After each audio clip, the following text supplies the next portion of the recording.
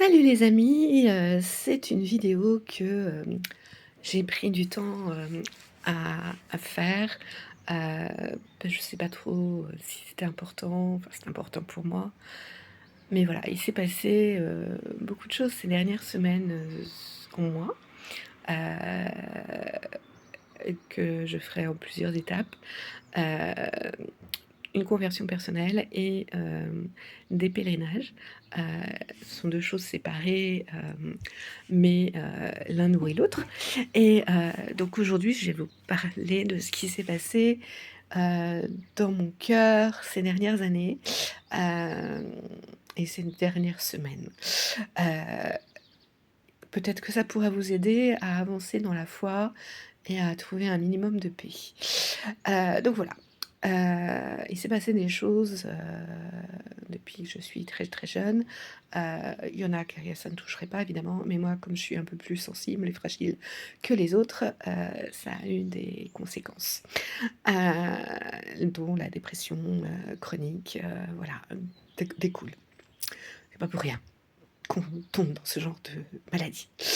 Enfin bref, heu il y a, quelques années, donc j'ai eu une première grosse dépression dans la vingtaine, vraiment grave, hein. J'étais à 2 doigts du suicide, j'ai eu le droit à de la camisole chimique, 6 années, de complète, léthargie, ouais, ça a été dur.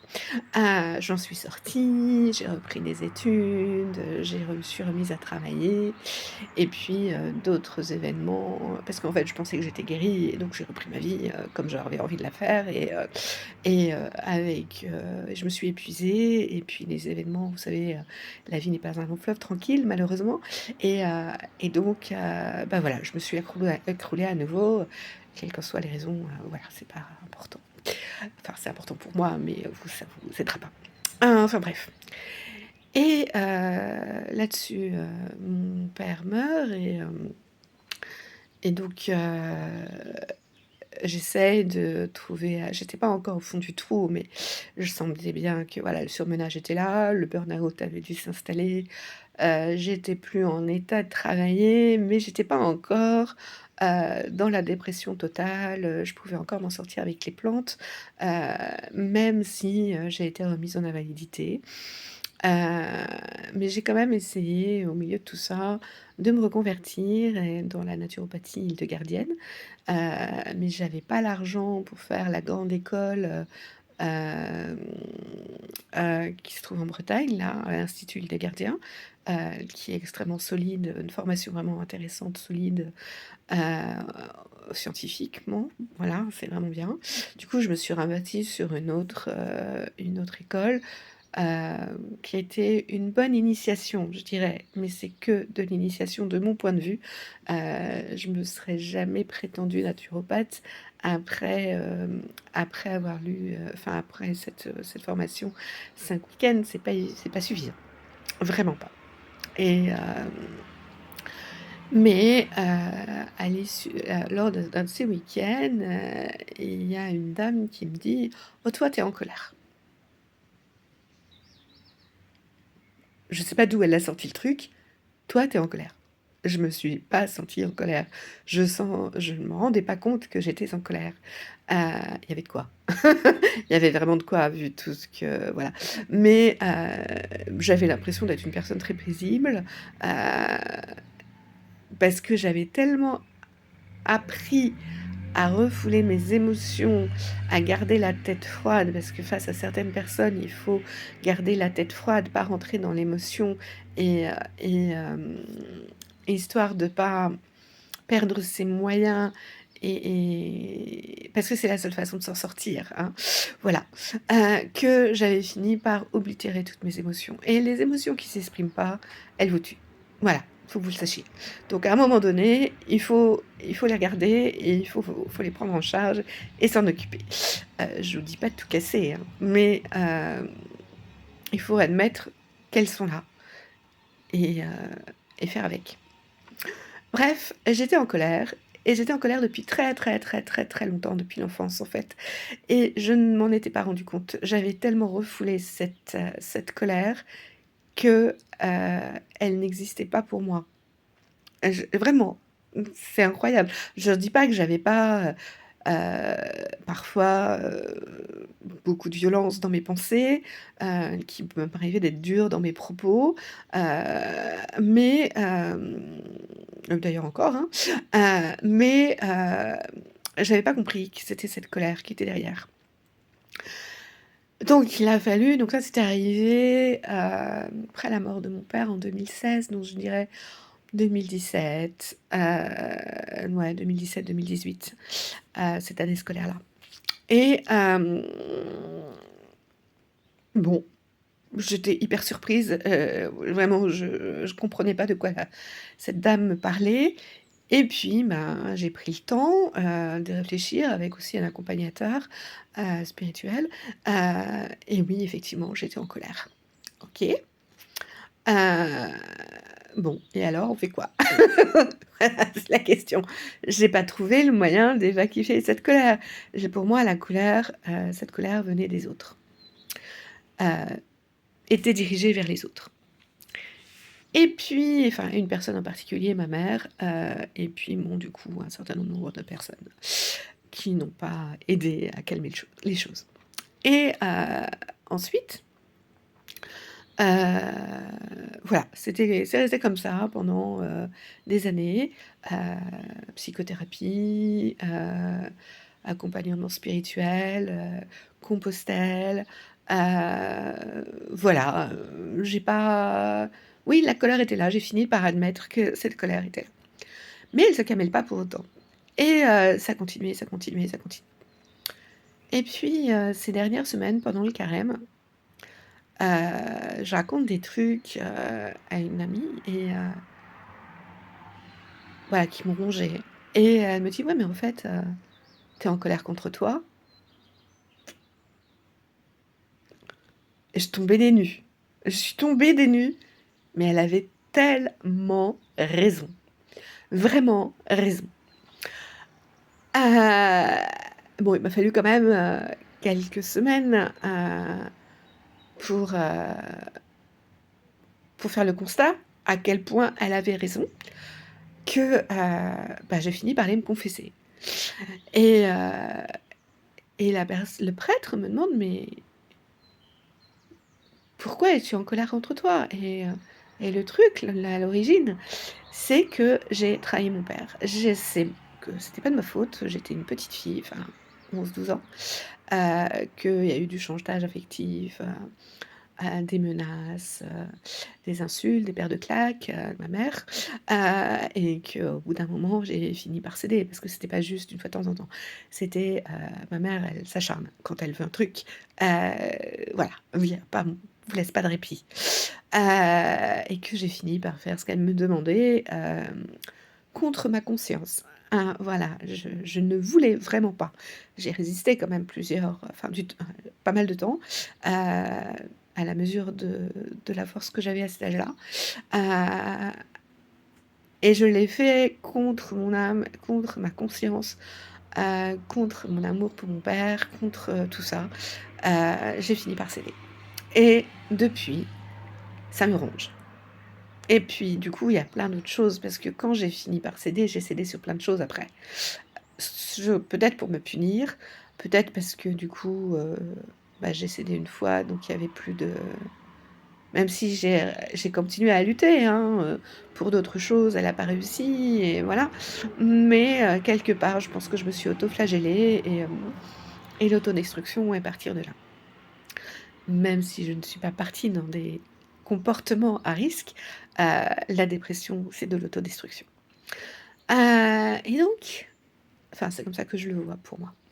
Parce que à chaque dépressif, heu, à chaque caractère, une cause et une manifestation de la dépression différente. Il y a, évidemment des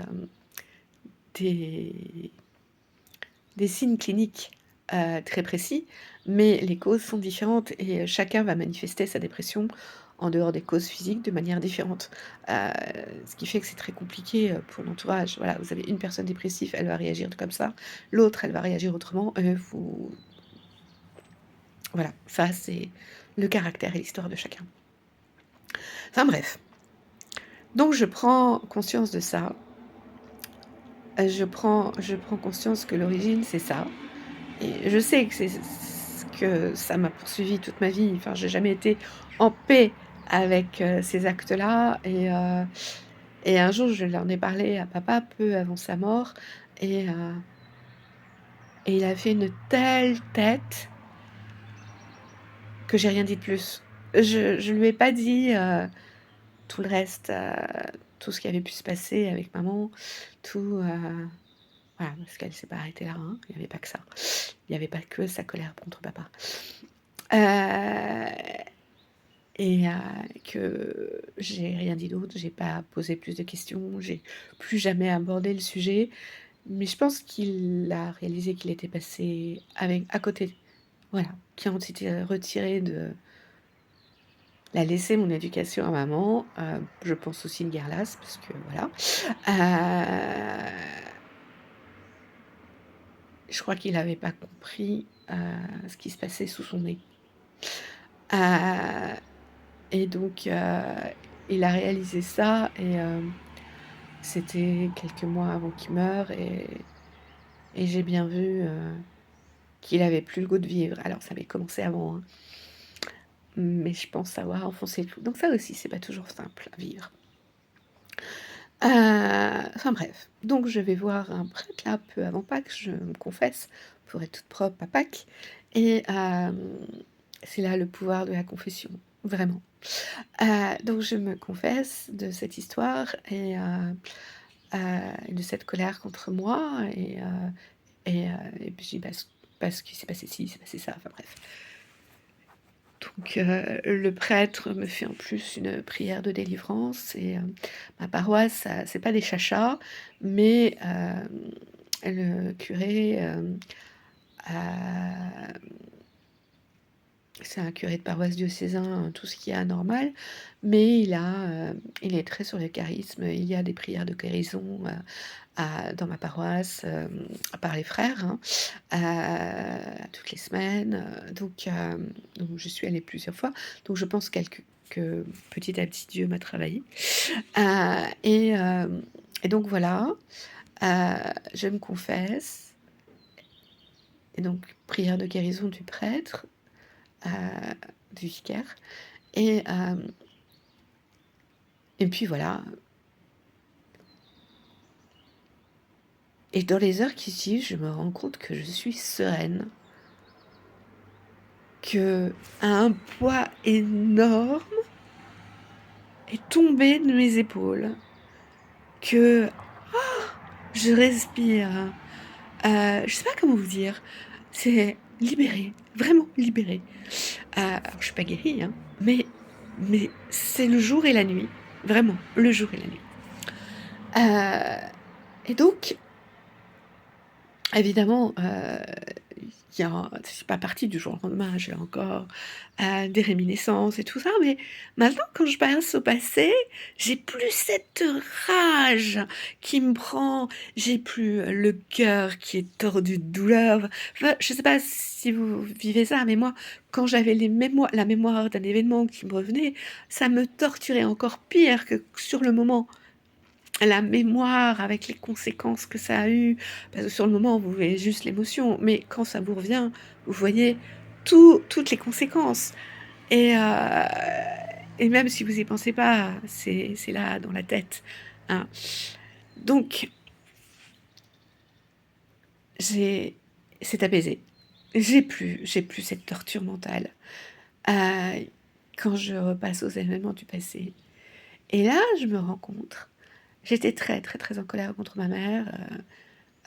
J'ai fini par arrêter récemment, alors qu'elle a 80 ans, et que normalement, en bonne chrétienne et en bonne fille qui aime sa mère malgré tout, je devrais être près d'elle. Voilà, parce que bon, à 80 ans, elle va bientôt rencontrer l'Éternel. J'ai dû vraiment couper les ponts, mais cette fois-ci définitivement. Je l'ai fait plusieurs fois. quand je tenais plus, quand je sentais que c'était une question de survie.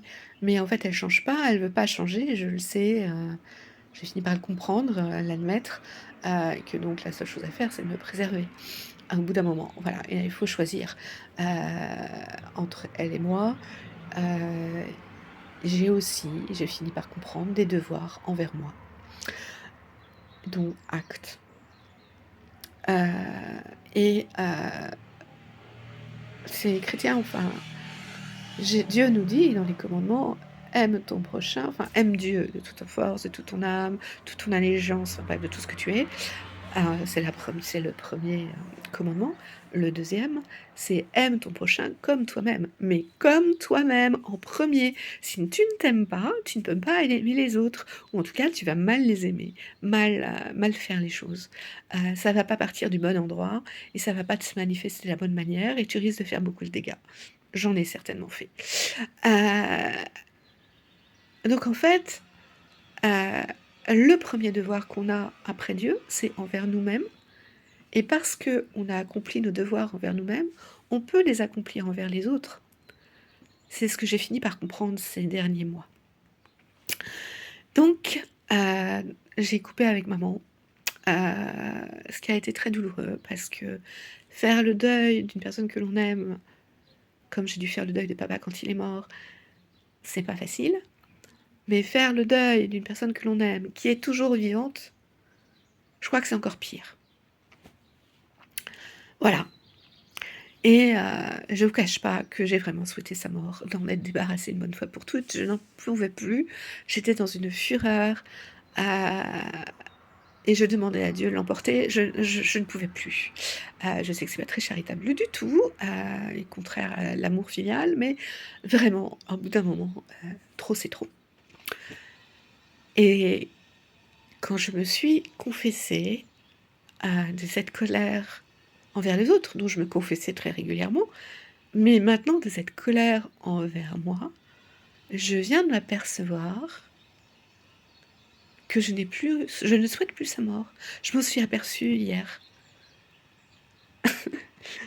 Heu, oui, alors ça ne veut pas dire que je vais retourner vers elle, hein, je suis pas assez forte, heu, j'ai d'autres choses à vivre. Elle a choisi sa vie, elle a choisi le chemin, par lequel elle avance.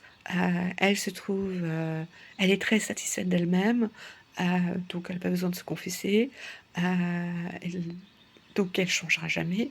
Heu, Même si elle est très pieuse, qu'elle aime très croyante, je suppose qu'elle aime Dieu et tout, voilà, elle fait du mal autour d'elle, elle détruit toutes les personnes qui l'aiment, heu et elle s'en rend même pas compte, quoi. Elle est persuadée, qu'elle est quelqu'un de très bien et qu'elle fait le bien autour d'elle. C'est donc très complexe, du coup, la situation. Donc moi, je me suis, voilà, retirée par, protection envers moi. Mais enfin, je suis en paix avec moi, en paix avec mon histoire, plus ou moins, bien sûr.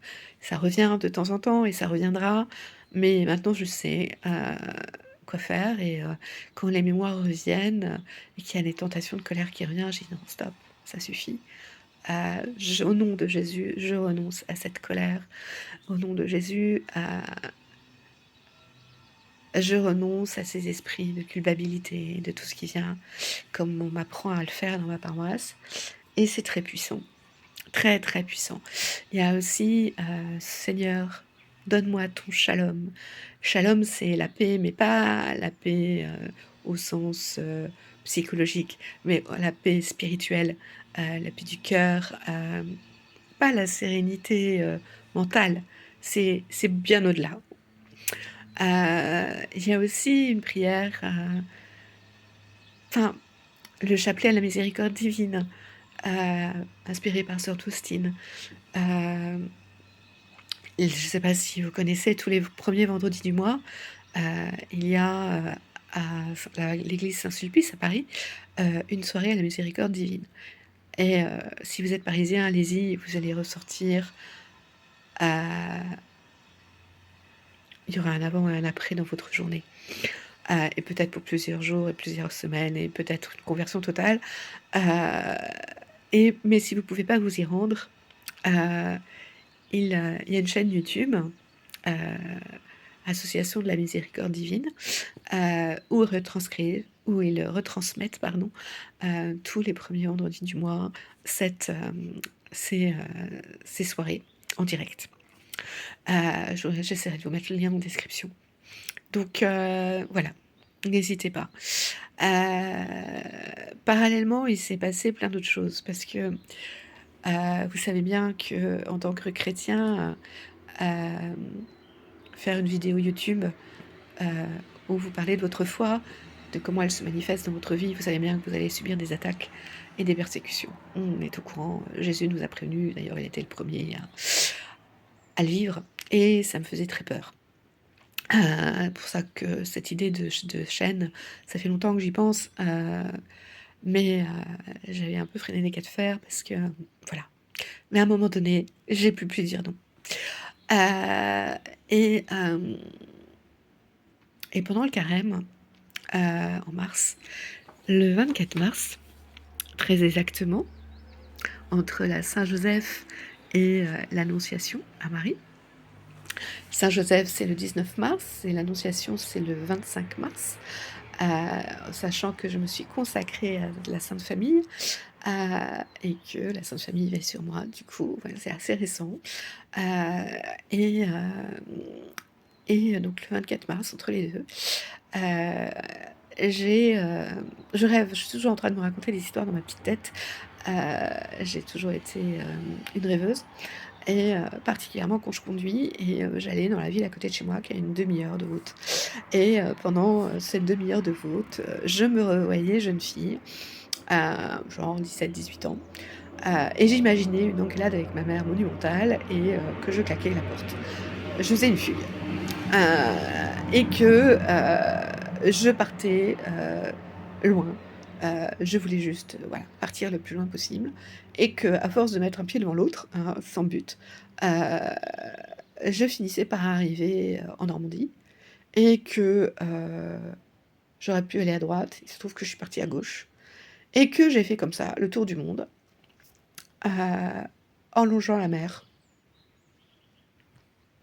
Une jeune fille de 17-18 ans, et je peux vous assurer qu'à l'époque j'étais super mignonne, dans sa tenue, dans ses petites chaussures, sa tenue sans rien, sans un fric, parce que j'avais pas d'argent de poche, donc j'avais même pas de carte bleue, rien, et dépendant complètement de la Providence. Et donc, dans mon chemin, j'avais pas encore atteint la Normandie, enfin, en tout cas la mer. Un soir, je suis recueillie par une dame, très gentille, une dame entre deux âges, très, très, très gentille, et cette dame me donne des chaussures de marche, alors que ça faisait des semaines, enfin déjà plusieurs, oui, une semaine ou deux que je marchais, quoi, donc les chaussures étaient plutôt en mauvais état, mes petites chaussures de ville, toutes mignonnettes, là, vous savez, les petits talons, petites semelles, enfin bref, pas faites pour la marche. Et puis un pull, enfin un petit sac à dos, et puis une gourde dans laquelle, deux gourdes, une avec une soupe bien consistante et délicieuse, et une autre d'eau fraîche, rafraîchissante, parfaite. Et tout mon pèlerinage, à la fin, ça devient un pèlerinage jusqu'à Jérusalem, et qui ensuite se poursuivra pour le reste du monde. Mais première étape jusqu'à Jérusalem, par la mer, donc je passe par l'Espagne, le sud de la France, l'Italie, les Balkans, la Turquie, enfin bref, jusqu'à Jérusalem, quoi. Alors, par la mer, enfin, je longe toujours par la terre jusqu'à Jérusalem. Et évidemment, une jeune fille, même en Europe, les femmes ne sont pas toujours très bien respectées, les jeunes filles, surtout quand elles errent. Voilà, il y a toujours des personnes qui veulent en profiter. On va dire ça, des choses comme ça. Et j'avais dans la tête un verset qui me revenait assez régulièrement. L'épisode, c'est Jésus qui va à la synagogue de Nazareth, et il provoque ses voisins, ceux qui l'ont vu grandir, Et ils sont furieux, ils l'attrapent et ils veulent le jeter de la falaise. Et là, il y a un verset, alors je ne sais plus le mot exact, mais et Jésus, passant au milieu d'eux, continua son chemin. Il leur échappe. Ils ont beau essayer de l'attraper avec les mains, de le pousser, lui il passe à travers eux et continue son chemin. Et dans ma rêverie de ce périple, ça m'arrive. Il y a des bandes qui essayent de m'attraper, ou même pas des bandes, parfois juste une personne ou deux, ou qui essayent de m'enlever, ou de me faire des choses pas sympas, et passant au milieu d'eux, je continuais mon chemin. Ok, donc à l'aller, et au retour, j'ai toujours cette rêverie, et j'ai toujours cette phrase qui revient en leitmotiv. Et donc le soir, d'habitude, c'était une journée où j'avais dû donc passer la journée complète à l'extérieur, donc j'ai pas pu faire les dévotions habituelles, et où j'ai des lectures sur Hosanna, et notamment les lectures du jour. Et donc en rentrant, je m'empresse, j'ai ça à faire, je ne travaille pas, donc autant prier. Enfin, je ne fais pas que ça dans mes journées, vous le savez bien, parce que je regarde aussi beaucoup les séries coréennes et autres. Il n'empêche que je passe aussi un peu de moments à prier, très mal, mais bon, j'essaye de m'y astreindre. C'est aussi cette astreinte, même si, voilà, la plupart du temps, je la tête ailleurs. Cette astreinte, c'est de l'amour. Un jour, j'aurais fini par le comprendre. Et donc, je lis les textes du jour, et ben, croyez-le ou pas, c'était le texte de l'épisode que je viens de vous raconter avec cette phrase. L'épisode, alors je sais plus, maintenant ça fait plusieurs semaines, il faudrait peut-être... En fait, j'ai le missel des dimanches, j'ai pas l'évangile du jour, donc je pourrais pas vous y retrouver, mais c'était les références exactes, mais c'était encore cet épisode de Jésus à Nazareth que ses voisins veulent le jeter de la falaise, et lui, passant au milieu d'eux, continua son chemin. C'était cette phrase.